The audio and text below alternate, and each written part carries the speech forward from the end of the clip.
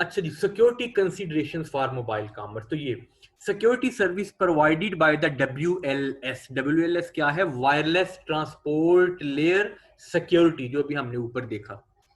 वो privacy, service authentication, client authentication, data integrity, ये सारे बेसिकली प्रोटोकॉल हैं सर्विस कंसीडरेशन से रिलेटेड, उसकी सिक्योरिटी सॉरी कंसीडरेशन से रिलेटेड। तो आपने बस आपको नेम आने चाहिए कि कौन कौन सी सिक्योरिटीज ब्रीचेज हो सकती हैं। सिक्योरिटी कंसर्न्स भी बेसिकली वही हैं जो हमने अभी ऊपर देखे। प्राइवेसी से रिलेटेड कुछ शको शुबात हो सकते हैं, डाटा की इंटेग्रिटी से रिलेटेड कि डाटा वाकई दुरुस्त है या नहीं है, फिर authenticity of the parties involve in transaction, जो चीज सेंड करने वाला बंदा है, जो रिसीव करने वाला है, क्या वो दोनों ठीक हैं कि नहीं। फिर अथेंटिसिटी ऑफ पार्टीज के बाद in addition it is also desirable to provide functionality such as copy protection, prevention detail of service attacks, filtering to virus and malicious code, and in some cases anonymous communication। Basically ये सारी वो चीजें हैं जो कि आपकी security को breach करती हैं, प्राइवेसी को ब्रीच कर देती हैं। क्या क्या हो सकता है उसमें? जैसे preventing denial of service attacks, कोई आपके ऊपर जो जो आप सर्विसेज ले रहे हैं तो वो कोई आप वायरस अटैक कर देता है। फिल्टरिंग टू वायरस का मतलब बेसिकली ये भी अटैक ही होता है, वायरसेस स्कैन करके फिल्टर करके डाटा आ जा रहा होता है। और कोई मैलिशियस कोड्स भी कौन से हो सकते हैं? कई दफा वो उसको कोडिंग की होती है मुख्तलिफ वायरसेस की, वो नाम कुछ और शो हो रहा होता है, ठीक है, किसी बंदे का नाम शो हो रहा है जी, इसके नेम से आपने मैसेज आया, वो आप खोलते हैं तो वो कोड होता है बेसिकली, तो आपके उसको कंप्यूटर को या मोबाइल को डिस्टर्ब कर सकता है। And in some cases anonymous communication, कुछ केसेस में जो बातचीत करने वाला बंदा होता है उसकी एथेंटिसिटी नहीं पता होती, या जो ट्रांजैक्शन कर रहा होता है उसकी असल एथेंटिसिटी नहीं पता होती। जैसे वीपीएन के थ्रू लोग वो कर लेते हैं, चला लेते हैं टिकटॉक वगैरह, अगर पाकिस्तान में समटाइम्स बैन हो तो वीपीएन क्या करता है, आपकी वो छुपा देता है आइडेंटिटी, कि ये बंदा कहाँ बैठा हुआ है, कहाँ पे बैठ के इसने नेट कनेक्ट किया हुआ है। वो दिल चाहे तो वो शो कर रहा हो ये यूएसए में बैठा हुआ है, तो वो अगर जब उसको प्रॉपर चेक किया जाए फिर पता चल जाता है वीपीएन लगा हुआ है, अदरवाइज नहीं, नॉर्मली ऐप खुल जाती है उससे। ठीक है जी। तो some of the major security concern from the perspective of mobile commerce, ये जो हमने ऊपर देख भी ली हैं बेसिकली, उन्हीं को थोड़ी सी डिटेल के साथ ये लिख दिया गया है, जिसमें यूजर आइडेंटिफिकेशन है, सिक्योर स्टोरेज है, कि जो आप अपने आपके पासवर्ड है, आपके पिन्स हैं, वो कई दफा लोग इसको सेव करके रख लेते हैं कि हम भूल ना जाएं, पिक्चर्स वगैरह हैं, तो इससे रिलेटेड सिक्योरिटी। फिर सिक्योर नेटवर्क एक्सेस, कि आप जिस नेटवर्क से आ रहे हैं वो भी सिक्योर होना चाहिए, कोई वीपीएन तो नहीं लगा हुआ, ठीक है। फिर सिक्योर डाटा कम्युनिकेशन, आपकी कम्युनिकेशन ठीक हो रही है, कोई एनोनिमस बंदे से तो कम्युनिकेट या ट्रेडिंग तो नहीं आप कर रहे। फिर सिक्योर कंटेंट, जो कंटेंट आप दे रहे हैं ले रहे हैं वो किसी का चोरी किया हुआ तो नहीं है, कॉपी पेस्ट तो नहीं है। सिक्योर सॉफ्टवेयर एग्जीक्यूशन, जो सॉफ्टवेयर आप यूज कर रहे हैं क्या वो पेड सॉफ्टवेयर है, सिक्योर है, ओरिजिनल है, उसकी की आपने एंटर करके, जैसे अक्सर यहाँ पे सॉफ्टवेयर पायरेटेड होते हैं, वो एक्सपायर हुए होते हैं, तो वो लेकिन आप चला रहे होते हैं, तो उसके ऊपर सिक्योरिटी या रिस्क वायरसेस के अटैक जल्दी हो जाते हैं। ठीक है जी। तो ये बेसिकली आगे elements of a secure mobile appliance architecture, ये वही चीजें हैं जो हमने देख ली अभी। सिक्योर कंटेंट क्या है? सिक्योर रन टाइम एग्जीक्यूशन, यानी वो सॉफ्टवेयर की। Secure run time authentication, authenticity बंदे का पता हो। सिक्योर की मैनेजमेंट, कोई कोडिंग तो नहीं लगी हुई पीछे। सिक्योर डाउनलोड, आप एक किसी चीज को डाउनलोड करते हैं, लिखा हुआ है जी ई कॉमर्स नोट्स, वो आप डाउनलोड करते हैं तो वो फाइल कोई और होती है, अंदर से आप खोलते हैं तो वो वायरस। ठीक है। सिक्योर बूट, सिक्योर बूट का मतलब है जब आप कोई सॉफ्टवेयर अपने सिस्टम पे रन करते हैं तो ऐसा तो नहीं है कि कहीं वो आपकी हार्ड ड्राइव में जाके नक्स पैदा कर दे, अगर वो नक्स पैदा करता है तो वो सिक्योर बूट नहीं दे रहा आपको, तो वो आपको। फिर सिक्योर फ्लैश प्रोग्रामिंग, ये भी फ्लैश प्रोग्रामिंग के थ्रू भी अक्सर आपने देखा होगा यूएसबी के थ्रू अक्सर वायरसेस ट्रांसफर होते हैं एक कंप्यूटर से दूसरे में। तो ये बेसिकली इन सारी चीजों को करते करते करते करते आपने देख लेना होता है। इस चार्ट की बजाय आप ये पॉइंट्स याद रखें।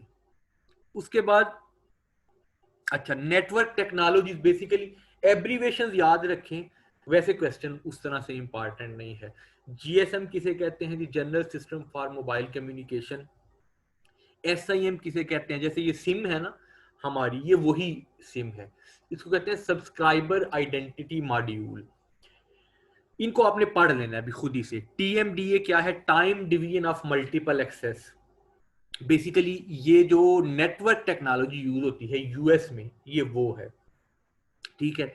आगे ये सीडीएम में code division of multiple access, Reliance, India में ये यूज होती है ये टेक्नोलॉजी।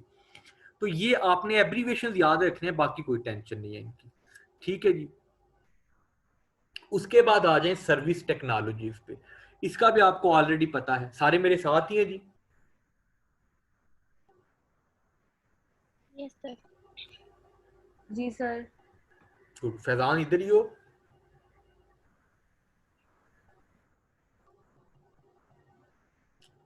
फैजान कहाँ पे है भाई?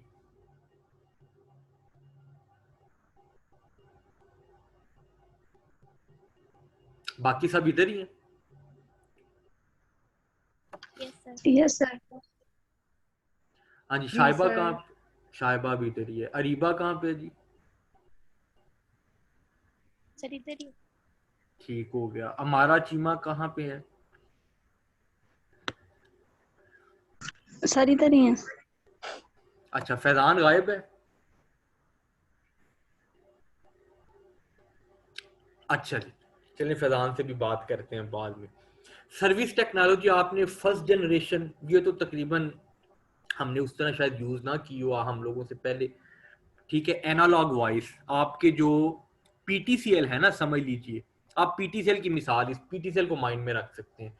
फर्स्ट जनरेशन जो टेक्नोलॉजी थी, उसके बाद 2G ये हमने यूज की हुई है हमारे ही होश में। 2D टेक्नोलॉजी ये डिजिटल थी। उसके बाद 2.5G, उसके बाद 3G। और ये डाटा रेट्स बेसिकली लिखे हुए हैं, याद करने की जरूरत नहीं है हमारे लिए, लेकिन आपको पता होना चाहिए। स्विचिंग मोड, इन सब, पहला सिर्फ एनालॉग चैनल था, बाकी सारे डिजिटल हो गए हैं, ठीक है जी। ये उनकी एग्जांपल्स आगे लिखी हुई हैं और डाटा रेट्स वगैरह लिखे हुए हैं। उसके बाद है मोबाइल कॉमर्स। मोबाइल कॉमर्स में क्या है कि वही कंप्यूटिंग इन्वायरमेंट मोबाइल पे दे दिया जाए, मोबाइल डिवाइसेस के जरिए, मोबाइल कंप्यूटिंग भी इसको कहते हैं। आप लोगों को आवाज नहीं आ रही तो उठ क्यों नहीं रहे? दिल नहीं कर रहा। क्या हुआ बेटे? Sorry sir. अच्छा, कोई बात नहीं। मोबाइल कॉमर्स पे हम थे, इसको भी आपने देखना है। दिस इज वेरी सिंपल, जो हम पीछे चीजें पढ़ते आए हैं ये वही है। और इंशाल्लाह जब आप दूसरी दूसरी बुक कभी 1-2 लेक्चर्स के बाद स्टार्ट करेंगे, फिर आपको चीजें मजीद आसान लगेंगी। इसको भी आपने पढ़ना है, मोबाइल कॉमर्स देखना है, मोबाइल कंप्यूटिंग क्या है, ये सब चीजें आ चुकी हैं, सिर्फ आपने रिवाइज करना है। अच्छा, उसके बाद आ जाए टिपिकल एप्लीकेशंस इंक्लूड, जो मोबाइल कॉमर्स में इंक्लूड है। फाइनेंस से रिलेटेड एप्लीकेशन है जी, इन्वेंटरी मैनेजमेंट से रिलेटेड, इस different software, field service management. ये अगर आप उसमें किसी के पास आईफोन है तो वो ऐप स्टोर में, जिसके पास दूसरा है एंड्रॉइड है, वो गूगल प्ले स्टोर में जाके लिखेगा ना, तो इनकी बाकायदा एप्स मिल जाएंगी आपको। प्रोडक्ट लोकेटिंग, रियल स्टेट, जैसे वो आपने घराना.com, जमीन.com सुना होगा, तो इस रियल स्टेट की ऐप सारी आ जाएंगी। ये वो एप्लीकेशन है जो मोबाइल कॉमर्स में इंक्लूड है, इस्तेमाल होती है। फिर मोबाइल कंप्यूटिंग की एप्लीकेशन दो तरीके से कहता है, एक रिमोट कम्युनिकेशन, दूसरा रिमोट डाटा एक्सेस। मिसाल पहले सुन लें, कहता है mobile workers such as field sales personnel will need access of libraries of reference files containing product and price information। यानी सेवरल मोबाइल कंप्यूटिंग एप्लीकेशन कौन, यानी जो लोग फील्ड में काम कर रहे होते हैं, जैसे आपके पास, आपने अक्सर देखा होगा कि वो सेल्समैन खड़े होते हैं यूफोन का वो स्टार लगा के, जोंग का स्टार लगा के, तो वो बेच रहे होते हैं। उनके पास बकाया पूरी एक्सेस होती है, उनके पास डिवाइसेस होती हैं जिसके अंदर एप्लीकेशंस इंस्टॉल हुई होती हैं, वो पूरी एक्सेस होती है। वो उधर से बटन दबा के आपको वो कर देते हैं, रजिस्टर कर देते हैं आपकी सिम्स वगैरह। वो मोबाइल कंप्यूटिंग के थ्रू ही हो रहा होता है। इसके अलावा सेल्स और retailing, accounting, non sales, order entry, duty free sales on aircraft, ये सारी चीजें आप, duty free sales on aircraft का मतलब है कि जब कभी आप ट्रेवल करते हैं ना, तो आपको जो है एयरपोर्ट पे, अक्सर जो अच्छे मुल्क हैं उन पे जो एयरपोर्ट पे चीजें मिलती हैं वो बाकी जो मार्केट्स हैं उनसे सस्ती मिलती हैं। हमारे इधर पाकिस्तान में तो एयरपोर्ट पे चीजें महंगी होती हैं ना, लेकिन जो उन मुल्कों में सस्ती मिलती है। ड्यूटी फ्री का मतलब है टैक्स उनके ऊपर उस तरह से नहीं लगा होता। तो ये ड्यूटी फ्री सर्विसेज भी अब मोबाइल कंप्यूटिंग के थ्रू आप अवेल कर सकते हैं। पहले था ना आपने उधर जाके खरीदा, एयरपोर्ट उतरे, 5 घंटे की का वो है ट्रांजिट है, फर्ज करें 5 घंटे बाद अगली फ्लाइट है, तो आप एयरपोर्ट पे जाके खरीद लिया, ठीक है जी। तो ये इस तरह से है। फिर मैन्युफैक्चरिंग में कौन कौन सी एप्लीकेशन है वो उसने बताया है। उसके बाद सर्विसेज से रिलेटेड कौन कौन सी हैं वो बता दिया।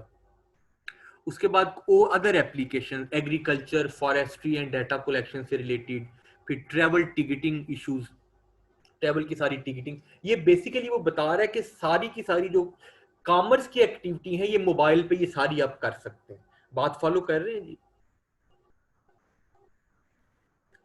ये में सिंपल जी सर। सिंपल चीजें हैं, कोई ऐसा वो कोई रॉकेट साइंस नहीं है। आपको भी समझ आ रही है रीबा?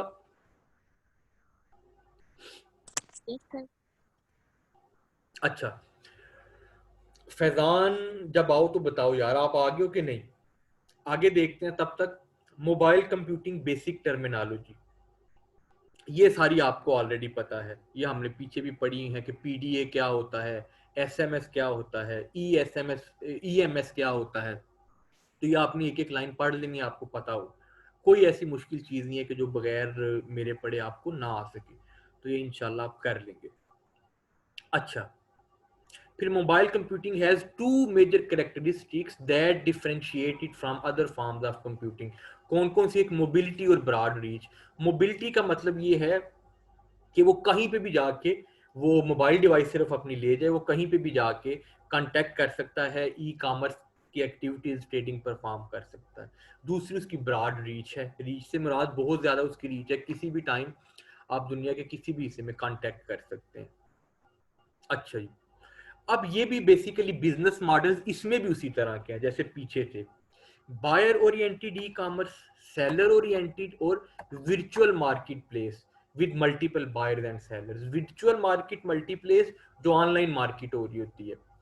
अच्छा,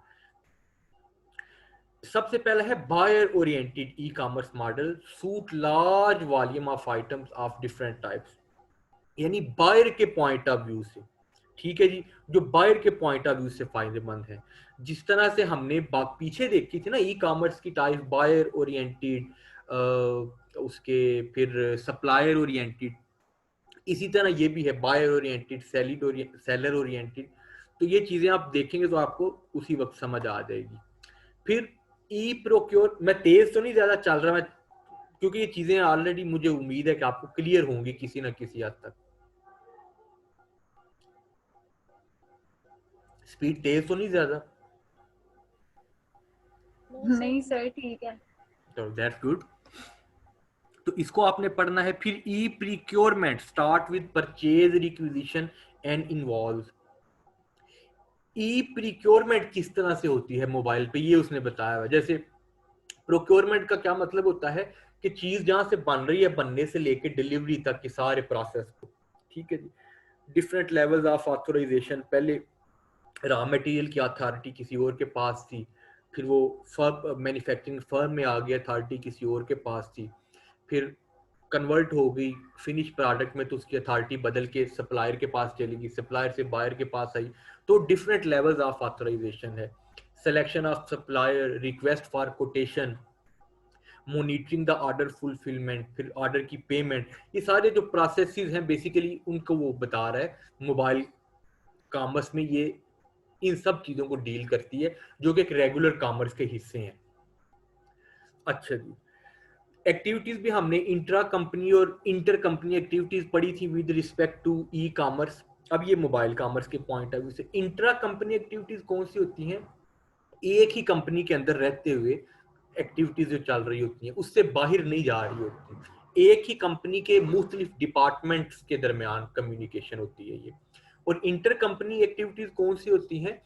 एक कंपनी से दूसरे कंपनी की जो, हाँ, जो लेन देन सारा चल रहा होता है। ठीक है जी। अच्छा, इंटीग्रेशन इश्यूज। इंटीग्रेट का मतलब ये है कि किस तरह से वो अपने सिस्टम को मेंटेन या स्मूथली फ्लो में रख सकते हैं, इंटीग्रेटेड रख सकते हैं, मजबूत रख सकते हैं जोड़ के। तो B2B requires that company integrate there system. कैसे? इंटर कंपनी इंटीग्रेशन और दूसरा इंट्रा कंपनी इंटीग्रेशन।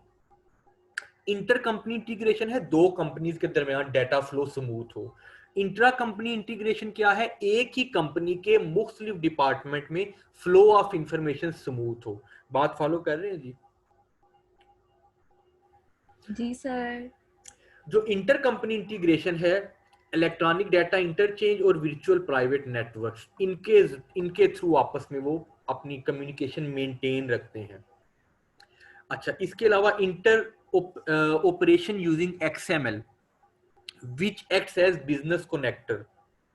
बेसिकली जो है मार्कअप लैंग्वेजेस मुख्तलिफ किस्म, अब तो XML से भी ऊपर वो क्या था उसका लेटेस्ट है, मेरे नाम भूल गए, ये भी कुछ ही दिन पहले मेरी नजर से गुजरा, US में यूज हो रही है। टेक्नोलॉजीज हैं जो कि बिजनेस को कनेक्ट रखती हैं मुख्तलिफ बिजनेसेस को एक दूसरे के साथ। पहले HTML थी, फिर XML आई, अब एक और है वो हाइपरटेक्स्ट मार्कअप लैंग्वेज थी। एनी हो, आप इसको यहां तक। उसके बाद इंट्रा कंपनी, वो मैंने बता दिया वो किस तरह से कि seamless integration of orders and back and system. Seamless का मतलब है उसमें कोई फ्लॉ ना आए, कोई रुकावट ना आए, कोई गड़बड़ ना आए कंपनी के अंदर रहते हुए। उसके बैक एंड सिस्टम और front end system. Back and system जहां पे वो सारी चीजें मैन्युफैक्चर हो के आप फ्रंट एंड कंज्यूमर तक लेके जा रहे हैं, वो सीमलेस होनी चाहिए, कोई फ्लॉ नहीं होना चाहिए। फिर standardisation of information process through ERPs, enterprise resource planning.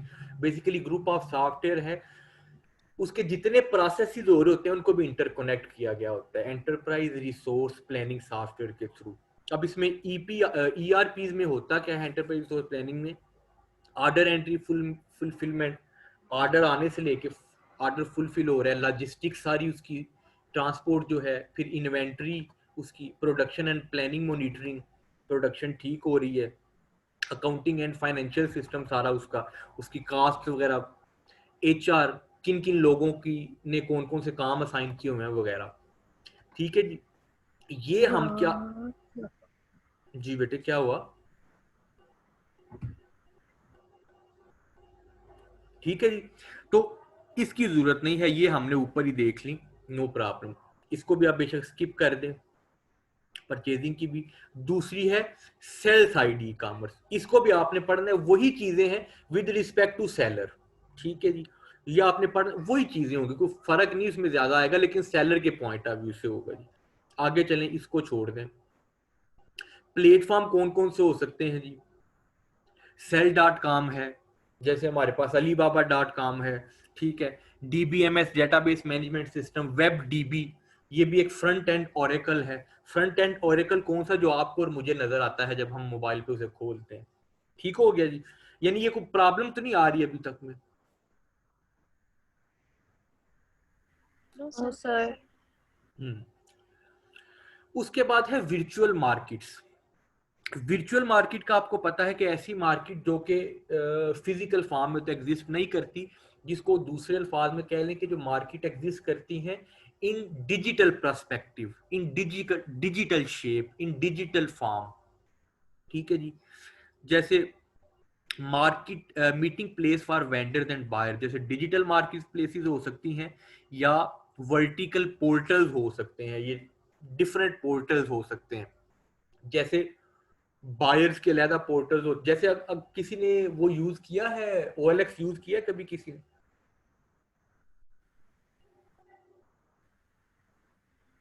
नहीं, ब्राउज किया है बड़ी दफा। हाँ, तो उसमें आप ब्राउज करें ना, तो उसमें पोर्टल्स बने होते हैं, मोबाइल्स, व्हीकल्स, होम एसेसरीज, आपने देखा होगा। हाँ जी। ठीक है, एजुकेशन, तो इस ये वो डिफरेंट वर्टिकल पोर्टल्स बने होते हैं, उनकी बात हो रही है।